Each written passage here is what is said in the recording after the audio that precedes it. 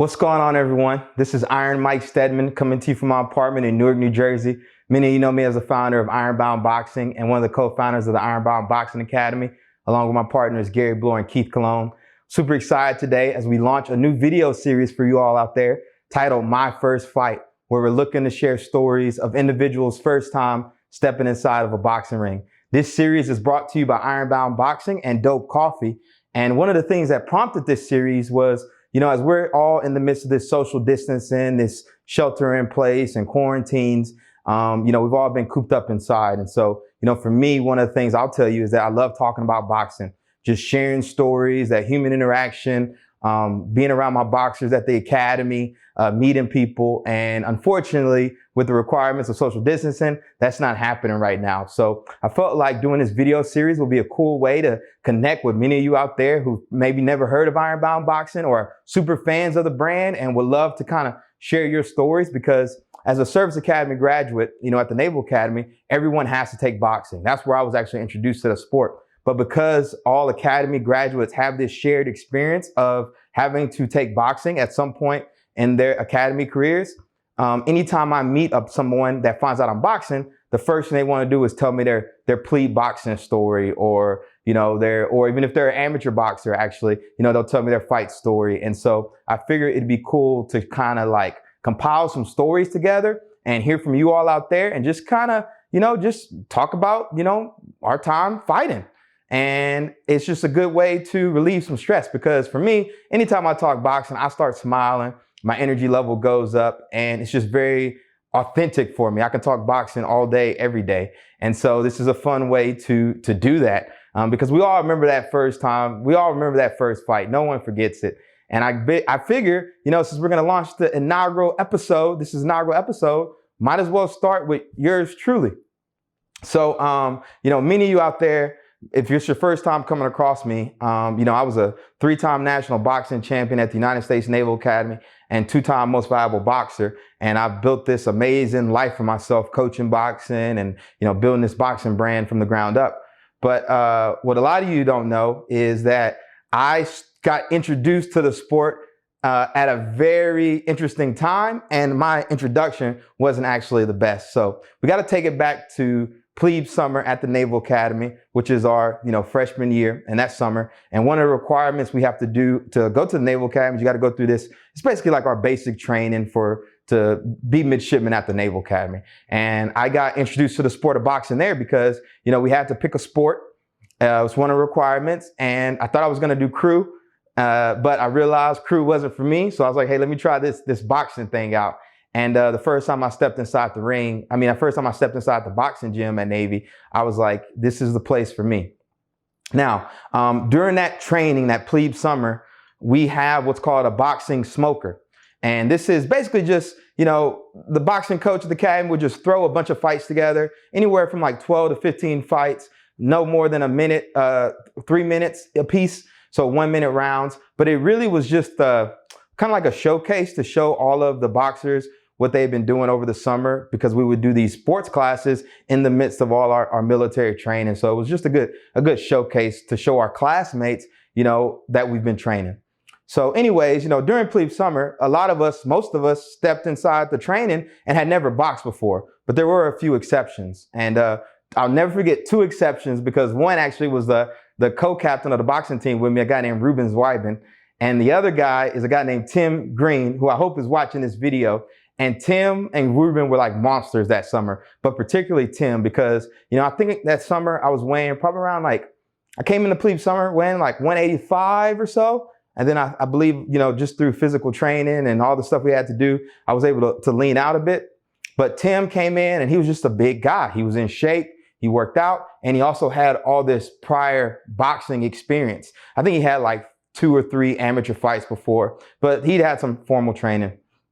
And this entire time we're in the gym, plebe summer, Tim was just killing people. This dude might as well have been, you got to take it back. When you first start boxing, it's like learning how to walk, right? You don't know what to do with your hands. It's super awkward. And so when someone comes in there and they know what they're doing and have a bit of control, it's noticeable, right? They look like freaks of nature. They look like superheroes. And I think that's one of the things that drew me to the sport in the first place. But anyways, Tim gets there and he's just crushing people, right? We were doing some light sparring. Nobody could spar Tim because he was just too strong. I mean, he was like knocking out guys left and right, bleeding. I mean, people were bleeding all over the place. I mean, he looked like a freaking monster. But for me, it's just like my personality. I don't know if I like challenges, but I'm always drawn in to like push myself. And I put myself in situations where like I probably shouldn't, but it's just this habit of mine. Like I can't help it. So as Coach McNally, the boxing coach at Navy, he started to put together some matches for this smoker, which was going to take place at the end of plebe summer, our military training. And it was going to be in front of like, 1,500 people, 1,200 of my fellow Naval Academy classmates, and then all the officers and staff and other people that came in. So like, it was going to be a good opportunity. It was just going to be a good opportunity to kind of like, I don't know, show off your talents or whatever. And not that I was very good, but it's just something about being able to be, seen, I guess, to be able to show all the hard work I've been putting in. But, Coach McNally, he always would try to make the matches even. Okay. So, we're all coming in there. We're all relatively new. So you don't really want anyone just super mismatched. It was the idea just kind of put on these competitive bouts. So McNally puts together the bouts, and I think in the initial bout list, I wasn't on there, and neither was Tim, because no one would fight Tim, and I just wasn't really good enough. So one day I approached McNally, and I was like, hey, I want to be in a smoker. And I knew that a lot of people were ducking Tim Greene. So I asked McNally, I was like, hey, I want to fight Tim in the smoker. And McNally was like, who do you think you are? Tyrese, which is a jab at the Annapolis movie. And he's like, Tim is too good, whatever. And I was like, I'll spar him. So he's like, all right. McNally put me and Tim in the ring, and we sparred for like one round. I think I held my own. I still remember like I held my own for the most part that round, nothing crazy, but I at least showed McNally during that sparring session that like I wasn't gonna die. So he's like, all right, I'll put you two in the smoker. So boom, this is it, man. I got my first fight coming up. And for me, I was the most confident kid growing up. And then I get this opportunity to go to like the Naval Academy and kind of like recreate myself. And so it was an exciting time. And all my peers, right, because at the Naval Academy, they put us into different companies. And my company was like 15th company. And all of us going through plebe summer together in that group. And they knew that like I was fighting in this smoker. And so it was a big event the day of. I mean, like for the boxers, we didn't have to participate in any of our military training for that day because they wanted us to rest so we could put on a good performance at night. They let our peers make signs and posters and everything else for us, to root us on. My company officer at the time, who was overseeing like my company's training requirements, he was giving me words of encouragement. And so it was like it was a big deal, for like I think I was like 19 at the time, getting ready for this. And so the day of the smoker comes, all my classmates are super hyped. I've got my rest, and we make our way to, where was the fight at? This place called McDonough Hall, where the match was actually taking place. And I just remember being like super nervous. You know what I mean? Like even the week of the fight, like I could barely sleep, right? Because it just felt like this giant countdown that was coming. And every day I would wake up, I knew I was getting closer to the countdown ending. All right. But now it's fight day. I'm at the arena. Everything's set. There's no going back. And that day, like I was super quiet, right? Like I wasn't talking to a lot of people, and people thought I was like really focused. You know what I mean? That I was like being really intense. But the reality of it was I was scared and I was like petrified, right? And so my classmates were coming up to me. They were saying, hey, Mike, we made signs and posters. When you go to the ring, do you want us to make a tunnel for you and all this kind of stuff? And I just remember not being able to say anything. And they just took it as me being like super intense. And if you've never fought before, especially like on a showcase, it's nervous as hell, man. It's nerve wracking. Like, I mean, there's nothing like it. I can't even describe the feeling. It's one of those feelings of like, why am I putting myself in this situation? Is it too late? I want to get out of this. I don't want to do this. Like, these are all the thoughts that are going through your head, especially those first fights. So like you're watching bout number, I think I was like bout number 7 or something. So, you're like watching bout number 1, and it's like a war, right? I mean, people are giving it their all. We're a bunch of novices, amateurs, like never boxed before. So it's basically just a slugfest. And so as you're watching this, you're seeing people bloodied up and all kind of craziness. And it's intense. And so then I'm watching this first bout. Okay. Second bout, it's getting closer. Third bout, like your heart's starting to beat. You're like, oh my God, I'm coming up. And then by the fourth bout, like, you're like, the intensity is there. So all this is like going on. All right. So when it comes my time to compete, finally, me and Tim, I walk to the ring. My peers try to make a tunnel for me, and I just go super intense. I'm like not showing any emotion. And then we get in there. They announce me out of 15th company corner. Super nervous. They announce Tim. He looks like freaking Mike Tyson. And then the bell rings, all right? So I go out there. I threw maybe one punch, and then I cowered, right? So I threw a punch, and then I just went in a defense position, and Tim went on the offense, and I froze. I literally, like, I couldn't punch. I couldn't think. I just froze. And I laid on the ropes, and Tim just started to wail on me. And McNally, the boxing coach, watched, and for about 10 seconds, 10 to 15 seconds, and then he just jumped in and just threw the towel in, like he just waved, right? And that was my first boxing experience. Now, mind you, my first time fighting wasn't at some like rinky-dinky amateur show. It was in front of like 1,500 people, and it was in front of my peers from the Naval Academy, who I'm about to like spend this next 4 years with, and then a career in the military. So like this was like my professional reputation at such an early age, and I failed. I bombed, you know, because as military leaders, we're taught to be tough and strong and all this and that. And here's my opportunity to prove that I had that within myself, and I blew it. And, you know, so the fight couldn't have lasted anywhere between like 20 and 40 seconds, right? It wasn't long at all. And I just remember everyone just kind of freezing, like, is that it? You know? And, you know, they raised Tim's hand in the air. I got out the ring. We both got out the ring. And I just remember walking past my peers. Like I couldn't even look them in the face because I was like so embarrassed. And I went to the back arena and I went outside and I cried. I was like bawling. I had all this emotion going in through my head just because I feel like I had let so many people down. And the fact of the matter is, like, I was super embarrassed. You know, people had come out to see and show support, make signs. And this was the showing I put up. This is all I had to show, you know? And not only that, but like I would have to live with these people. I mean, we're just getting started at our career at the Naval Academy and in the military. And like, I'm like, this is what people are going to remember from me, that I'm a coward. And for military people, like, no one wants to ever be called a coward. Like, that's the worst, especially with me wanting to be a Marine. And it was rough. And I remember, you know, tears in my eyes, crying. I was just it was terrible. And I remember coming back inside and seeing the look on my fear's face. Like, I didn't even want to look at people. I didn't want to talk to people. I mean, it was bad. All right.